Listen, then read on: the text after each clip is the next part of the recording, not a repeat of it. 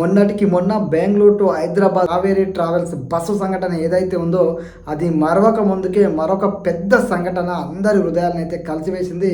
చేవెళ్ళ దగ్గర జరిగినటువంటి బస్సు యాక్సిడెంట్లో దాదాపు 24 మంది మరణించడం నిజంగా ప్రతి ఒక్కరి హృదయాన్ని కలిసివేసింది. ముఖ్యంగా ఆ బస్సులో 70 మంది ప్రయాణికులు ఉన్నారంట. నిజంగా చాలా చాలా బాధాకరం. ఇప్పటి వరకు 24 మంది మరణించారనే వార్త నిజంగా ప్రతి ఒక్కరిని బాధిస్తుంది. ఎందుకంటే ముఖ్యంగా ఒకే కుటుంబానికి చెందినటువంటి ముగ్గురు అక్క చెల్లెళ్ళు చనిపోవడం అయితే నిజంగా ప్రతి ఒక్కరి కళ్ళలో కన్నీళ్ళు తెప్పిస్తాయి. ఎందుకంటే వాళ్ళ తండ్రి మాట్లాడుతున్న మాటలు వింటే ఒకే కుటుంబంలో చెందినటువంటి ఆ ముగ్గురు అక్క చెల్లెలు ఒక్కసారిగా నా ముగ్గురు పిల్లలు చనిపోవడం అనేది నేను తట్టుకోలేకపోతున్నా. నిజంగా దేవుడికి నేను ఏం తప్పు చేశానని చెప్పి ఆ తండ్రి మాట్లాడుతున్న మాటలు వింటుంటే ప్రతి ఒక్కరి కళ్ళలో అయితే కన్నీళ్ళు వస్తాయి. ఎందుకంటే ఆ తండ్రి బాధ నిజంగా వర్ణనాతీతం. నిజంగా ఆయన మాటలు వింటేనే అసలు నిజంగా గుండె తరుక్కుపోతుంది. ఇంకా ఆ ముగ్గురి కూతుర్లు ఎవరైతే ఉన్నారో ఆ తండ్రి చెప్తున్న మాటలు వింటే ప్రతి ఒక్కరిని నిజంగా కంటతడి పెట్టిస్తాయి. తండ్రి చెప్తున్న మాటలు, నేను డ్రైవింగ్ చేసి మరి నా పిల్లల్ని ఉన్నతంగా చదివించాను. అదేవిధంగా ఒక శుభకార్యానికి వెళ్ళి తిరిగి వస్తున్న తరుణంలో ఇలాంటి సంఘటన జరిగి మిస్ అయ్యి ఆ బస్సు ఎక్కిరు. ఆ బస్సు మిస్ అయినా బాగుండేది. నిజంగా నా ముగ్గురు పిల్లలు బతికేవాళ్ళు, ముగ్గురులో ఒక్కరు బతికినా బాగుండేది అని చెప్పేసి ఆ తండ్రి ఏడ్చుకుంటూ చెప్తున్న మాటలు వింటే నిజంగా తను డ్రైవింగ్ చేసుకుంటూ గారాభంగా పెంచినటువంటి ఆ ముగ్గురు ఆడపిల్లలు మరణం ఆ తండ్రికే కాదు యావత్ తెలుగు రాష్ట్రాల్లో ఉన్న ప్రజలందరినీ కంటతడైతే పెట్టించింది. నిజంగా ఆయన మాటలు వింటేనే అసలు ఇప్పుడు వీడియో చేస్తుంటే కూడా వాళ్ళ గురించి మాట్లాడుతుంటే కన్నీళ్ళు అయితే వస్తున్నాయి. నిజంగా చాలా చాలా చాలా బాధాకరమైన సంఘటన.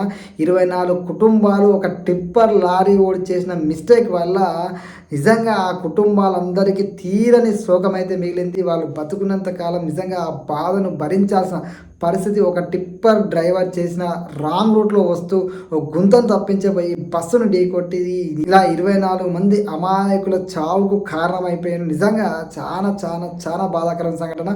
మరొక వైపు ఇద్దరు పిల్లలైతే వాళ్ళ తల్లిదండ్రులను కోల్పోయి అనాథలుగా కూర్చున్నారు, ఏడుస్తున్నారు. ఆ బాధ వస్తే నిజంగా ఆ ఇద్దరు పిల్లల తల్లిదండ్రులు హాస్పిటల్ కని వెళ్తుంటే ఆ ఇద్దరు పిల్లల తల్లిదండ్రులు హాస్పిటల్ కని వెళ్తుంటే ఇలాంటి ప్రమాదం జరిగి మరణించారు. ఆ ఇద్దరు పిల్లలు అయితే అనాథలుగా మిగిలిపోయారు. నిజంగా వాళ్ళ బాధ చూస్తే ప్రతి ఒక్కరిని కంటదలు పెడుతుంది. ఎందుకంటే వాళ్ళందరూ హాస్పిటల్కి వెళ్ళొస్తారులే పేరెంట్స్ అని చెప్పేసి ఎదురు చూస్తున్న వాళ్ళకి వాళ్ళు చావుతో తిరిగి రావడం అనేది నిజంగా చాలా బాధాకరం. ఈ బస్సు సంఘటనలో మరణించినటువంటి ఆ 24 కుటుంబాల్లో ఒక్కొక్కరిది ఒక్కొక్క తీవ్రమైన విషాదమైన సంఘటన అని చెప్పొచ్చు.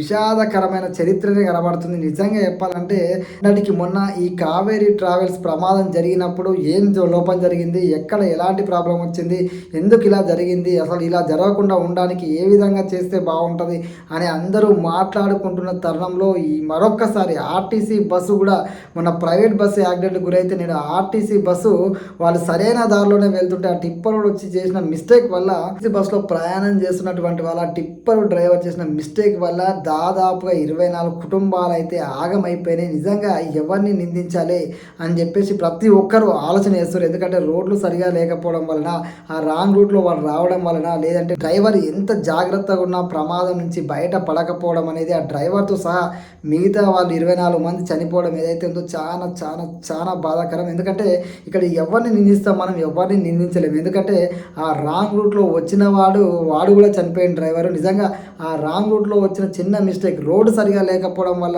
జరిగిందని కొంతమంది మాట్లాడుతున్నారు. నిజంగా రోడ్డు సరిగా లేదు అంటే ఎవరిని మనం నిందించాలి? ఓట్లేసి గెలిపించిన నాయకులు పాలకులు అసలు పట్టించుకుంటారు? ఆ ప్రజల ప్రాణాలంటే వీళ్ళకి లెక్కుందా లేదా అని ప్రతి ఒక్కరూ అనుకుంటున్నారు. కొద్ది రోజుల వ్యవధిలోనే 2 పెద్ద బస్సు ప్రమాదాలు జరిగి ఈ విధంగా అమాయకులైన ప్రజలు చనిపోయిన వాళ్ళ కుటుంబాలు ఏవైతే ఉన్నాయో జీవితాంతం బాధపడే విధంగా ఈ హృదయ విదారకరమైన ఈ 2 ప్రమాదాలు చూస్తే మనకు అర్థమవుతుంది మనం ఎంత జాగ్రత్తగా ఉన్న ప్రమాదం ఏ రకంగా వస్తుందో ఎవ్వరూ గెస్ చేయలేము. కానీ ఇలాంటి ప్రమాదం ఒక ఇంట్లో 3 ఆడపిల్లలు చనిపోతే ఆ కుటుంబం ఏ విధంగా ఉంటుందో ప్రతి ఒక్కరు ఊహించుకోండి. అదేవిధంగా దవాఖానకని వెళ్ళిన తన పేరెంట్స్ చావుతో తిరిగి వచ్చినప్పుడు ఆ పిల్లలు అనాథలైనప్పుడు వాళ్ళ బాధ ఏ విధంగా ఉంటుందో ఒక్కసారి ఆలోచన చేయాలి. ప్రతి కుటుంబానికి ఇదే రకమైన వేదన. నిజంగా ఇలాంటి సంఘటనలు ఫ్యూచర్లో జరగకూడదని మనందరం అయితే కోరుకుందాం. వారు ఎన్ని రకాలుగా మాట్లాడినా ఈ ప్రమాదం జరిగినప్పుడు ఈ ప్రభుత్వంలో ఉన్న వాళ్ళని ప్రతిపక్ష నాయకులు చెప్తారు, ప్రతిపక్షంలో ఉన్న నాయకుల్ని ప్రభుత్వం వాళ్ళు తిడతారు. ప్రభుత్వాలు మారినప్పుడు ఈ ప్రతిపక్షాలు మారుతూనే ఉంటాయి. వీళ్ళు తిట్టుకుంటారు, బాగానే ఉంటుంది. ఈ తిట్టుకోవడం బంద్ చేసి రోడ్లు చక్కగా ఉన్నాయా, ప్రజల సౌకర్యాలు చక్కగా ఉన్నాయా, అసలు ఏం జరుగుతుంది, ప్రజలు ఏం కోరుకుంటున్నారు, ప్రజలకి ఏం చేయాలని చెప్పేసి ప్రతి ఒక్కరూ ఆలోచన చేయాలి తప్ప ఈ నాడు తిడతాడు ఆ నీడు తిడతాడు ఇదే జరిగిపోతుంది. ఎంత పెద్ద సంఘటనలు జరిగినాయి. ఇలాంటి సంఘటనలు ఫ్యూచర్లో జరగకుండా చూడాలి. మీ రాజకీయాలన్నీ పక్కన పెట్టి అందరూ కలిసి పనిచేయండి. ఖచ్చితంగా ప్రజలకు మంచి జరుగుతుంది తప్ప వాడితో తప్పేసిన వాటి వీడు తప్పేసిన అని చెప్పి చెప్పుకుంటూ పోతే ఈ సమస్యలు అట్నే ఉంటాయి. ఇలాంటి సంఘటనలు జరుగుతూనే ఉంటాయి. అధికారులు కూడా మొద్దు నిద్రని వీడియో కన్నా రోడ్లు చక్కగా ఉన్నాయా, లేదంటే ఎవరైనా సరే ఏవైతే వెహికల్ నడుస్తున్నా ఆ వెహికల్ కరెక్ట్గా ఉన్నాయా, ఫిట్మెంట్ సరిగా ఉందా, వెహికల్ మీద ఎలాంటి చలాన్లు ఏమైనా ఉన్నాయా, వెహికల్ డ్రైవర్ పరిస్థితి ఏంది, వీళ్ళు అన్ని జాగ్రత్తలు పాటిస్తున్నారా లేదా అని 1కి 10 సార్లు చెక్ చేయాల్సిన బాధ్యత అధికారుల మీద ఉంది. ఎందుకంటే ప్రజలు ఇచ్చిన పన్నుతోటి మీరు అధికారులు అయ్యారు.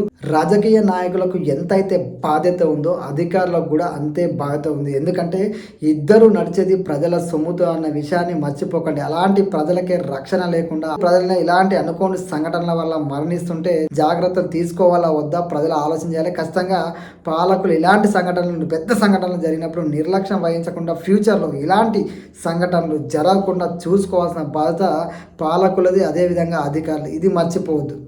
జై హింద్.